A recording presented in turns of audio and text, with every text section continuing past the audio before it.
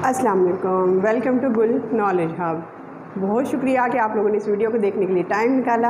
और आज हम करने जा रहे हैं क्लास 10th की यूनिट नंबर 10 की ग्रामर एक्सरसाइज। क्योंकि स्टूडेंट्स आप जानते हैं कि टेक्स्ट बुक में दो चीज़ें इंपॉर्टेंट होती हैं, और एक होती है ट्रांसलेशन, जिसमें टेंसेस का ख्याल रखते हुए हम लोगों ने ट्रांसलेट करना होता है उर्दू में, और दूसरी ग्रामर एक्सरसाइज। क्योंकि आप जानते हैं कि question answers, words meaning, word sentences, word synonyms can be learn from any की बुक, किसी भी की बुक से लर्न किए जा सकते हैं। लेकिन जब ग्रामर कॉन्सेप्ट्स की बात आती है तो जब तक वो क्लियर नहीं होते तो हम लोग रोड लर्निंग नहीं कर सकते। Because there are so many concepts, there are so many grammar concepts in English language and literature.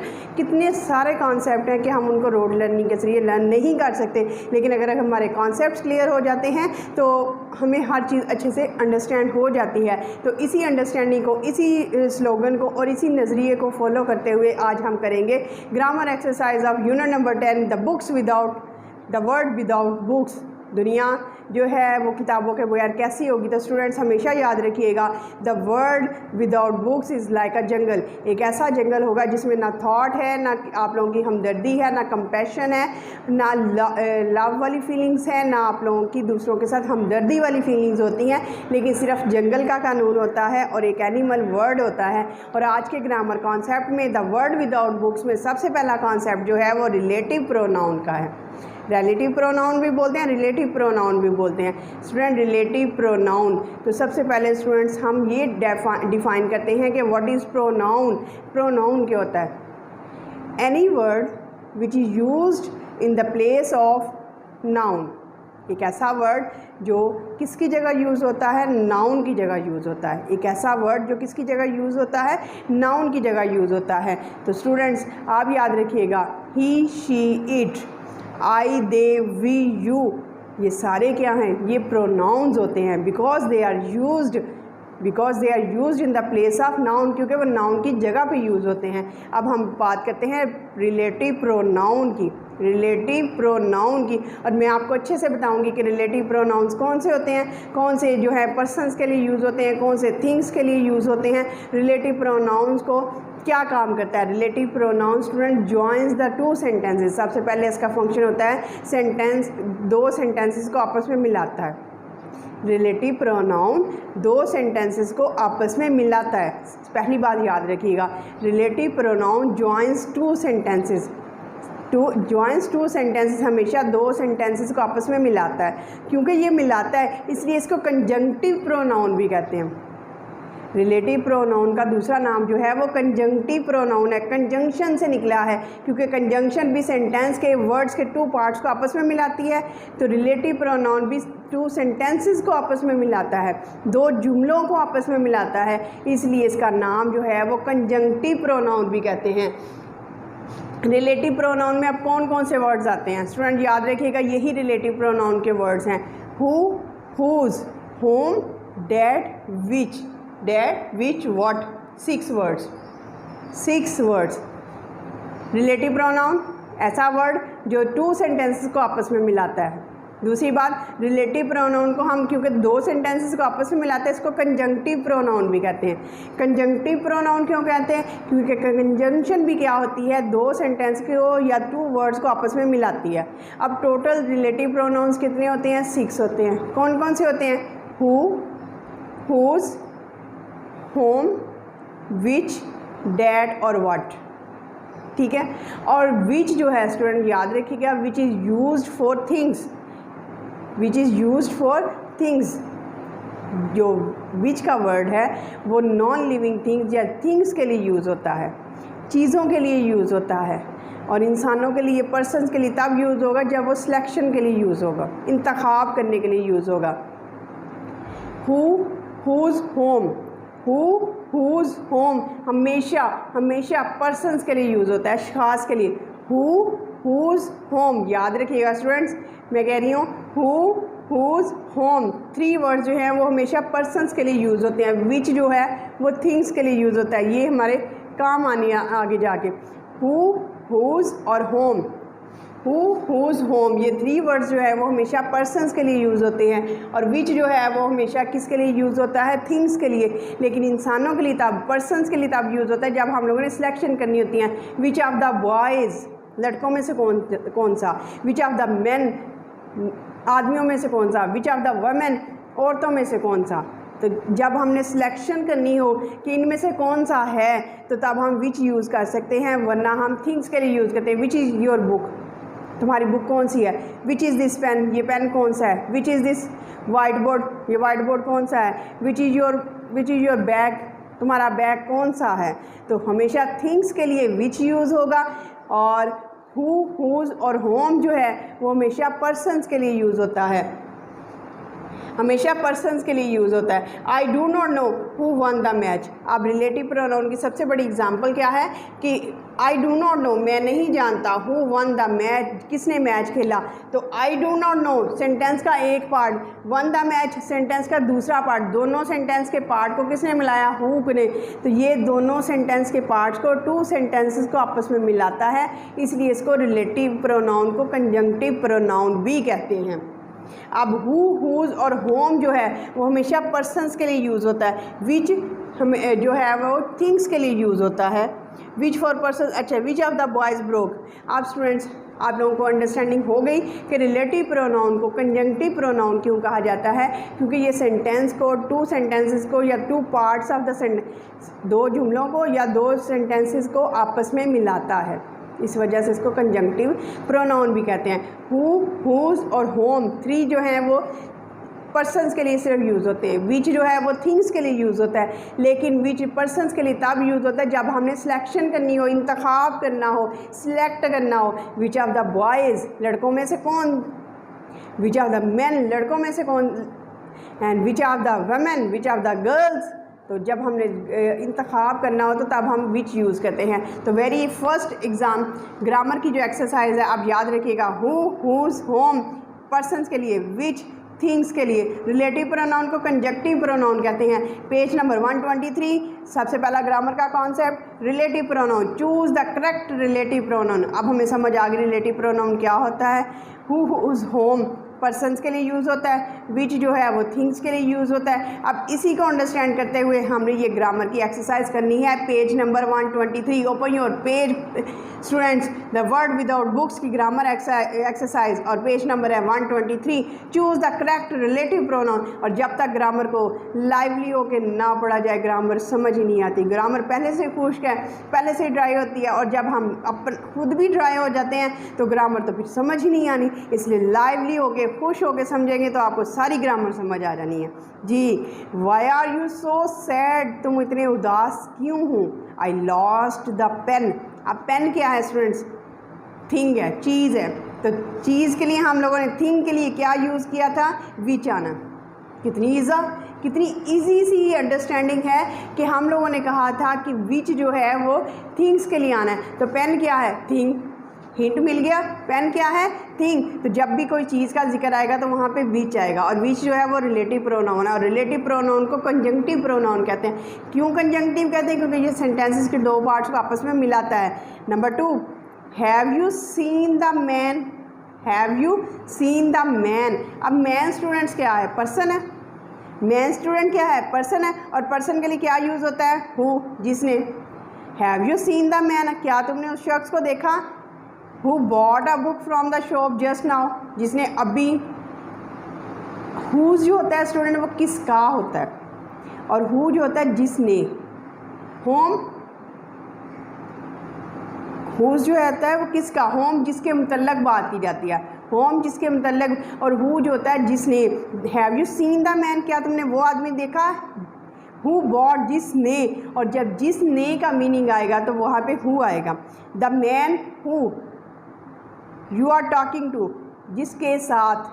the man who are talking to you, who आएगा स्टूडेंट्स। और नंबर 4, फ्रीद said, फ्रीद ने कहा, dash he needed the most was a long and quiet, what he needed, फ्रीद ने कहा जिसकी उसे ज़रूरत थी,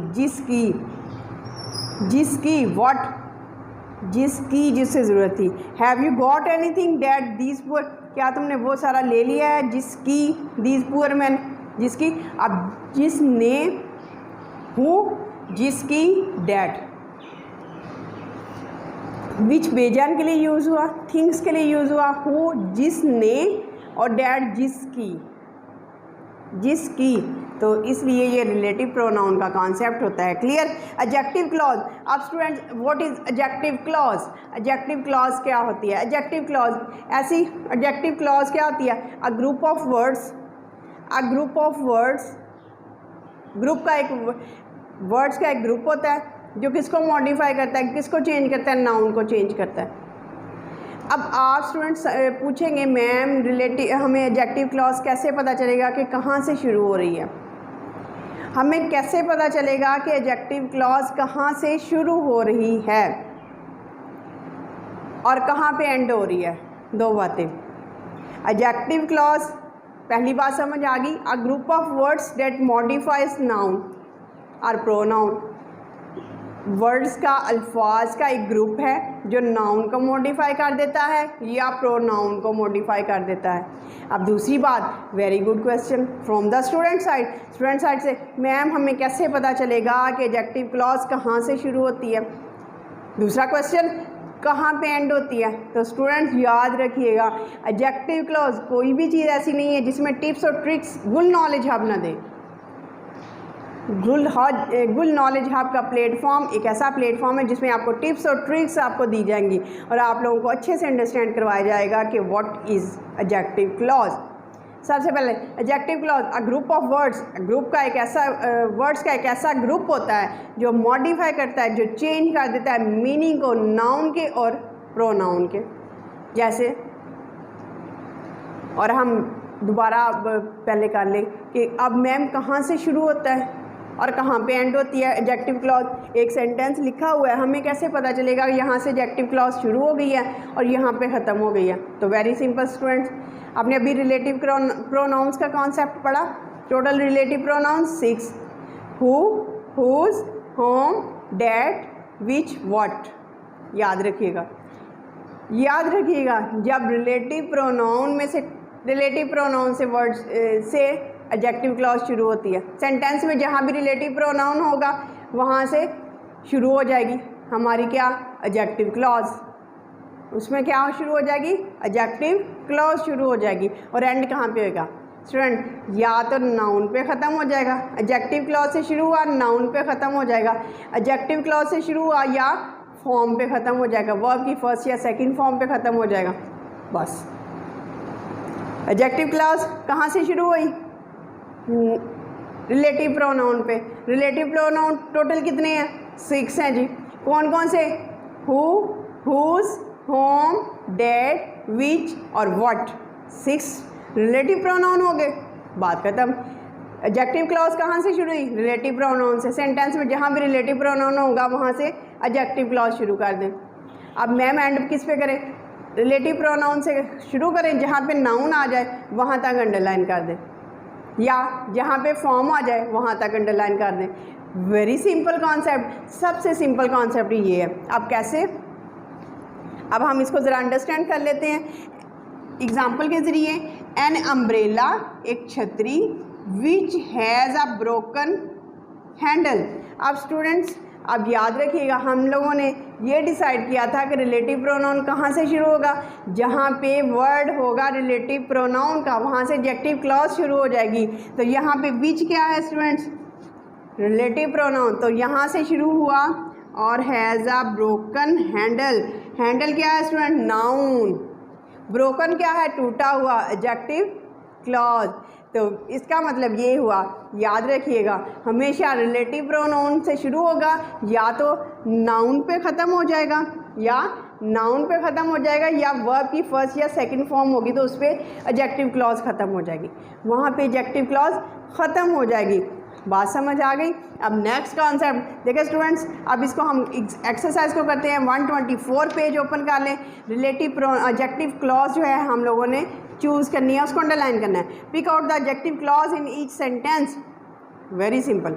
अब आप लोगों ने मुझे बताना है और आप लोगों ने चुटकियाँ बताते जाना है। Number 1, a person who acknowledges his mistakes is admirable. Adjective clause कहाँ से शुरू होती है? वेरी गुड, हु से। हु एडजेक्टिव क्लॉज है, एंड किस पे होगी? मिस्टेक्स, गलतियाँ।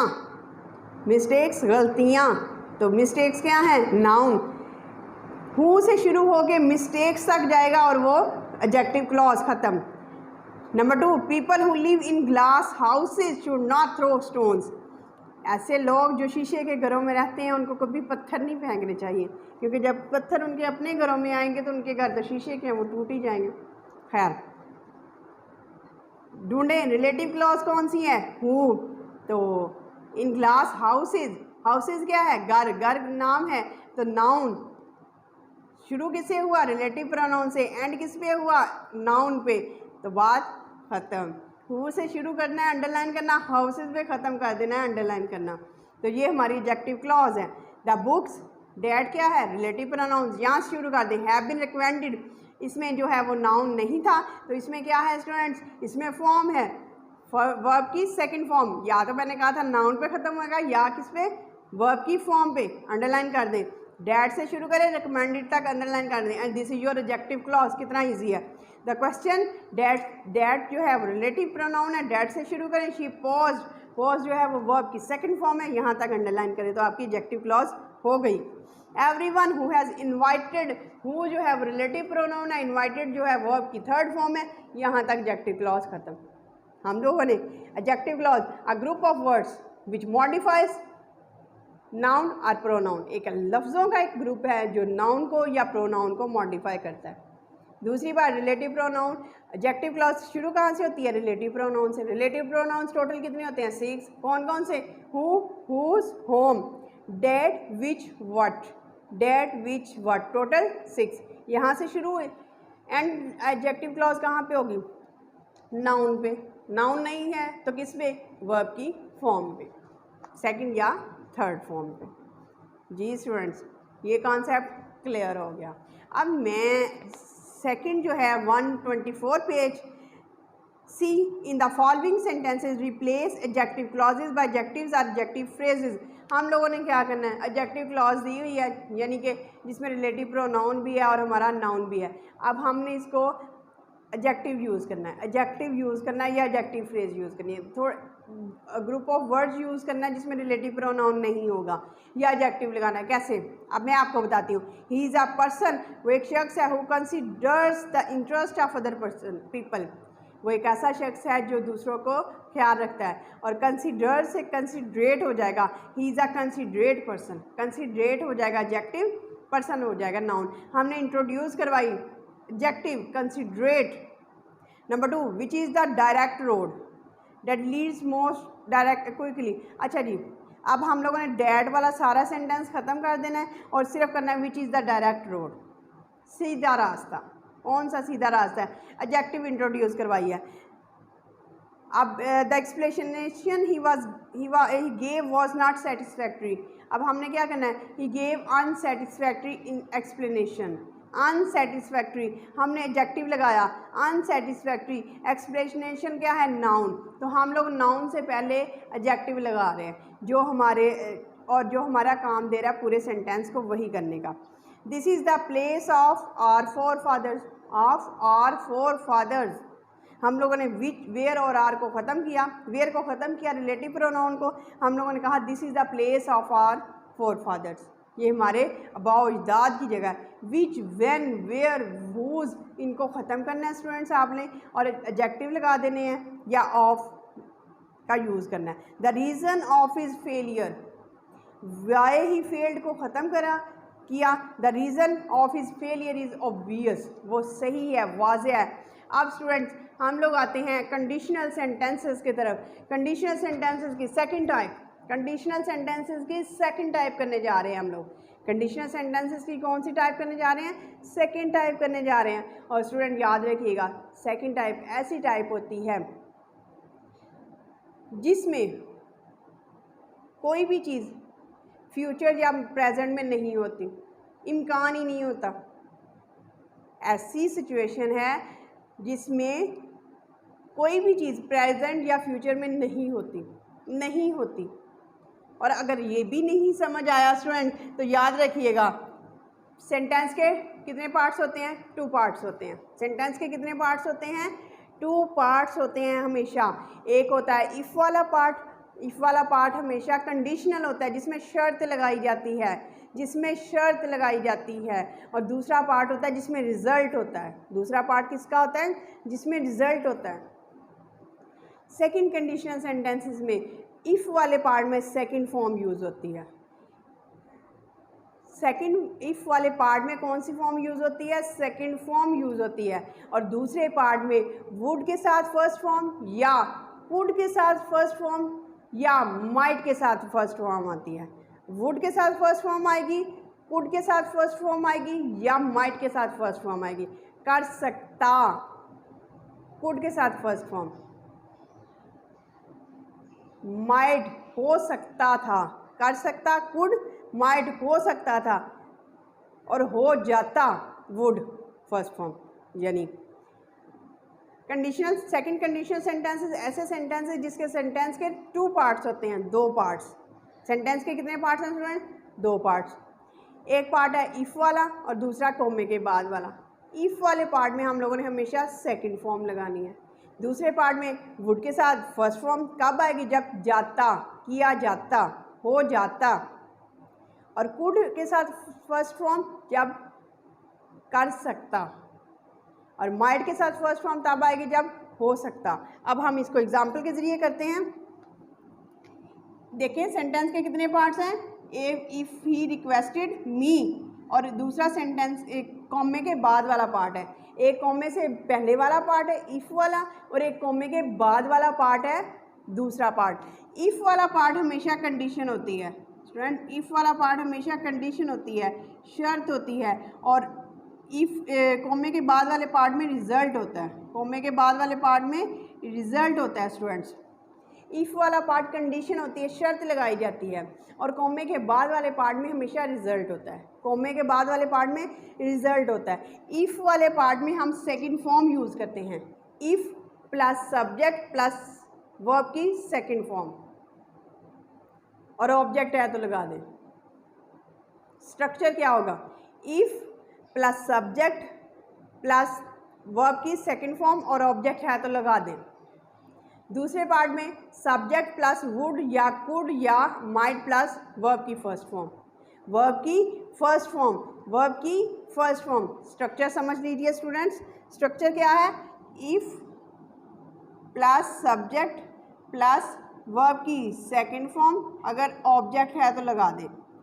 इफ़ वाला पार्ट में, इफ़ वाले पार्ट में स्ट्रक्चर क्या है? इफ़ लगाएं, उसके बाद सब्जेक्ट लगाएं, काम करने वाला फाइल, और उसके बाद वर्ब की कौन सी फॉर्म लगानी है? सेकंड फॉर्म, और ऑब्जेक्ट है तो लगा दें ओ, ऑब्जेक्ट। और फिर आप लोगों ने क्या करना है स्टूडेंट? कॉमा, कॉमे के बाद सब्जेक्ट, सब्जेक्ट प्लस वुड लगाएं, या कुड कर सकता के लिए, माइट हो सकता, प्लस जो है सबके साथ कौन सी फॉर्म आनी है? First form. कौन सी फॉर्म स्टूडेंट्स? फर्स्ट फॉर्म आएगी, फर्स्ट फॉर्म आएगी, और ऑब्जेक्ट है तो लगा दें। ऑब्जेक्ट हुआ तो लगा देना है जी। कितना इजी कॉन्सेप्ट है।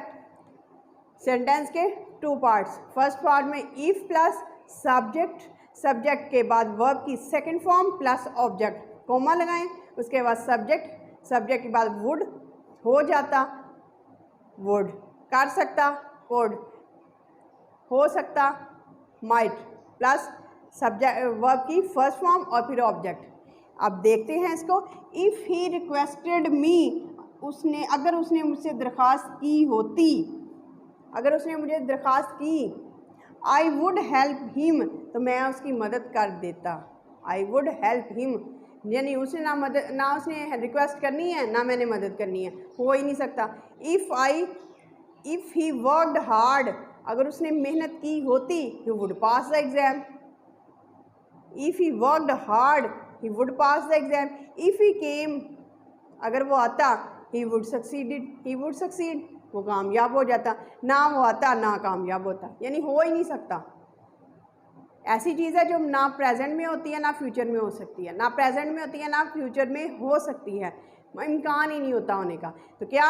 इफ़ के बाद सब्जेक्ट, सब्जेक्ट के बाद वर्ब की सेकंड फॉर्म और ऑब्जेक्ट, कोमा लगा के वर्ब की सब्जेक्ट, सब्जेक्ट के बाद वुड, अगर किया जाता, हो जाता, कुड कर सकता, माइट हो सकता, वर्ब की फर्स्ट फॉर्म लगाएं तीनों के साथ और फिर ऑब्जेक्ट लगा दें। ये है second type conditional sentences students. जी, अब हम लोगों ने करना है 125 page. Put the second conditional verb form लगाएं, बी साइलेंट। अब क्या होगा, इफ़ वाले सेंटेंस में आप लोगों ने वर्ब की सेकंड फॉर्म लगानी है। इफ़ वाले में आप लोगों ने वर्ब की सेकंड फॉर्म लगानी है। एक और हिंट दे देती हूँ, अगर बी हो तो उसको वाज कर देना है। अगर ब्रैकेट में बी हो तो उसको वाज कर देना है। कैसे? क्योंकि बी की सेकंड फॉर्म क्या आती है, वाज, और हमें कौन सी फॉर्म चाहिए इफ़ वाले सेंटेंस में, second form. Number 1, if he, और ब्रैकेट में क्या है, बी, तो हम लोगों ने क्या कर देना, वाज। जहाँ बी होगा वाज कर दें, सेकंड कंडीशनल सेंटेंसेस में, किसी और में नहीं। इफ़ ही वाज यंगर, अगर वो जवान होता, ही डैश ट्रैवल मोर, वो कर सकता था, यानी पॉसिबिलिटी है। ही माइट ट्रैवल, वो लंबा सफ़र कर सकता था, तो ना जवान है ना वो कर सकता है। इफ़ शी, अब नॉट और बी है तो इसका मतलब है वॉज नॉट हो जाएगा, क्योंकि बी की सेकंड फॉर्म वॉज है और हेल्पिंग वर्ब के बाद हमेशा नॉट आता है। If she was not always so let, अगर वो हमेशा लेट ना होती तो फिर हो सकती थी, कर सकती थी। शी कुड बी प्रमोटेड, तो वो हो सकती थी क्या, प्रमोटेड, तरक्की कर सकती थी। स्पीक की सेकंड फॉर्म क्या होती है स्टूडेंट, स्पोक, SPOKE, स्पोक।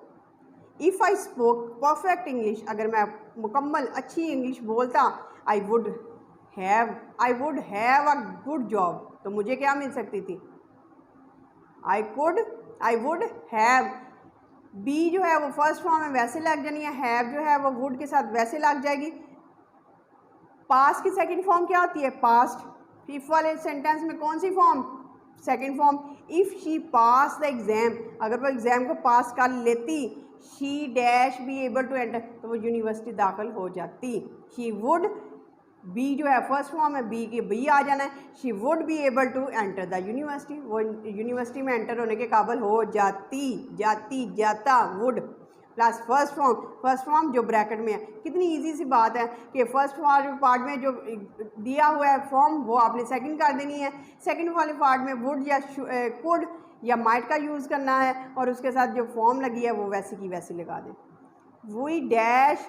अब इफ़ वाला सेंटेंस बाद में है, तो इफ़ वाले सेंटेंस में स्टूडेंट लगानी है, ये नहीं कि आप किसी भी पार्ट में लगा दें। मैंने हमेशा ये कहा स्टूडेंट, इफ़ वाले पार्ट में ही आप लोगों ने वर्ब की सेकंड फॉर्म लगानी। अब इफ़ वाला पार्ट सेंटेंस के सेकंड हिस्से में है। इफ़ वी, डिसाइड की सेकंड फॉर्म डिसाइडेड, और पहले हिस्से में क्या आएगा, if we decided to stay here, अगर हम यहाँ रहने का फैसला कर लेते तो फिर क्या करते, we dash buy a house, तो हम एक नया घर खरीद लेते, सकता ना होता। We would buy a house, हम एक नया घर खरीद लेते के जब जाता, लेता, होता, करता, तो फिर क्या होना था, वुड के साथ फर्स्ट फॉर्म। एग्जामिनर ये भी कर सकता है, इफ़ वाला पार्ट जो है वो दूसरे हिस्से में कॉमा ना दें और दूसरे हिस्से में दे दें। इफ़ वाला पार्ट सेंटेंस के सेकंड पार्ट में दे दे, तो आपने ये नहीं करना कि फर्स्ट पार्ट में ही करना है, आप लोगों ने इफ़ वाले पार्ट में सेकंड फॉर्म लगानी है। दूसरे वाले पार्ट में अगर जाता, होता, करता का मीनिंग है तो आप लोगों ने वुड के साथ फर्स्ट फॉर्म लगानी है, और सकता का मीनिंग है तो कुड के साथ फर्स्ट फॉर्म, हो सकता है तो फिर पॉसिबिलिटी हो, इम्कान हो तो फिर माइट के साथ फर्स्ट फॉर्म लगाएं, माइट के साथ फर्स्ट फॉर्म लगाएं। आगे छोटा सा टॉपिक है स्टूडेंट्स, छोटा सा टॉपिक है, उसको मैं आप लोगों को पहले कॉन्सेप्ट क्लियर कर दूं आप लोगों का कि पैसिवाइज क्वेश्चन कैसे बनाते हैं। क्वेश्चन सवालिया बनाने के लिए सबसे पहले हेल्पिंग वर्ब के बाद सब्जेक्ट के बाद फॉर्म लगा दें। हेल्पिंग वर्ब के बाद सब्जेक्ट के बाद फॉर्म लगा दें, तो ये हमारा क्वेश्चन बन जाता है। कैसे, वर कॉट द थीव्स, क्या जोड़ पकड़े गए, वर। अब द थीव्स जो है वो सब्जेक्ट है, वर के बाद क्या आ जाए, वर हेल्पिंग वर्ब है, हेल्पिंग वर्ब सबसे पहले वर आ जाएगा, फिर द थीव्स सब्जेक्ट है, और उसके बाद कार्ड जो है वो फॉर्म लगा के क्वेश्चन मार्क लगा। इसी सी बात, हेल्पिंग वर्ब के बाद सब्जेक्ट के बाद वर्ब की फॉर्म लगानी है, तो इससे हमारा ये बन जाएगा क्वेश्चन वाला सेंटेंस। जी स्टूडेंट्स, नंबर 2 है accepted will be my apology. अब हम लोगों ने हेल्पिंग वर्ब फाइंड आउट करना है। हेल्पिंग वर्ब जो है वो विल है, विल बाहर चला जाएगा, उसके बाद जो है सब्जेक्ट कौन सा है, my apology. Will my apology be accepted, be आ जाए, बीइंग आ जाए तो वो जो है वो सब्जेक्ट के बाद आएगा। बी बीइंग आ जाए, बीन आ जाए, 3 वर्ड्स में स्टूडेंट्स कह रही हूँ। बी बीइंग बीन अगर सेंटेंस में है तो आपने क्वेश्चन बनाना है तो नाउन सब्जेक्ट के बाद आएगा। विल ओरिजिनल हेल्पिंग वर्ब बाहर विल, फिर उसके बाद subject my apology, be accepted. Number 3 जो है विल जो है हमारा क्या होगा students, helping verb the workers, will the workers, workers के बाद बी है, बीइंग है, बीन है वो लगाना है। विल द वर्कर्स बी, उसके बाद फॉर्म रिप्लेस्ड, आगे बाय वाला सेंटेंस सबसे एंड में, by the computers. Will the workers be replaced by the computers. Number 4 है सेंटेंस, नंबर 4 है was the accident, was helping verb the accident noun seen by the police yesterday। Number 5 है where when विच, जो है वो sentence के start में जाएंगे, उसके बाद हेल्पिंग वर्ब वेयर वॉज, उसके बाद वेयर जो है वेयर वॉज के बाद जो है सब्जेक्ट आ जाएगा underground railway open, where was the first underground railway open. इसका मतलब ये हुआ हेल्पिंग वर्ब के बाद सब्जेक्ट के बाद अगर बी है, बीइंग है, बीन है वो लगाएं और उसके बाद थर्ड फॉर्म लगानी है और थर्ड फॉर्म के बाद अगर बाय वाला पार्ट है तो वो लगा दें, तो इससे आपका क्वेश्चन बन जाएगा। जी स्टूडेंट, आज हमने रिलेटिव प्रोनाउन किया जिसको कंजंक्टिव प्रोनाउन भी कहते हैं, क्योंकि ये सेंटेंस दोनों सेंटेंसेस को आपस में मिलाता है या सेंटेंस के दोनों पार्ट्स को आपस में मिला देता है। उसके बाद हम लोगों ने सेकेंड टॉपिक जो किया वो एडजेक्टिव क्लॉज है। एडजेक्टिव क्लॉज का ऐसी क्लॉज होती है जो मॉडिफाई करती है एक नाउन या प्रोनाउन को। शुरू कहाँ से होती है, रिलेटिव प्रोनाउन से। टोटल रिलेटिव प्रोनाउंस कितने हैं, 6 हैं। Who, what, when, which, who, what, that, which, whose, whom, 6 है। सेकंड कंडीशनल सेंटेंस है ऐसे कंडीशनल सेंटेंस है जिसमें कोई भी वाक़या होने का चांस ही नहीं होता, ठीक है, ना कंडीशन होती है और ना उसका रिजल्ट निकलता है। इफ़ वाले पार्ट में सेकंड फॉर्म आती है और कॉमे वाले से बाद वाले पार्ट में हमेशा जो है वो वुड के साथ फर्स्ट फॉर्म आएगी, जाता, हो, जाता, लेता, ऐसे वाले जो मीनिंग होते हैं। और सकता कुड के साथ फर्स्ट फॉर्म माइट के हो सकता फर्स्ट फॉर्म आएगी। उसके बाद हम लोगों ने किया कि क्वेश्चन कैसे बनाते हैं, हेल्पिंग वर्ब सबसे स्टार्ट में, उसके बाद सब्जेक्ट आ जाएगा, सब्जेक्ट के बाद अगर बी है, बीइंग है, बीन है वो लगाएं और उसके बाद जो है वो थर्ड फॉर्म लगा के तो बाय वाला पार्ट है तो उसको लगा दें। तो स्टूडेंट्स आप लोगों को बहुत अच्छे से जो है वो ग्रामर अंडरस्टैंडिंग हो रही होगी, तो कमेंट सेक्शन में ज़रूर बताइएगा how do you find this video, आप लोगों को ये वीडियो कैसी लगती है। तो kindly like and subscribe this channel. Thank you so much, have a nice day.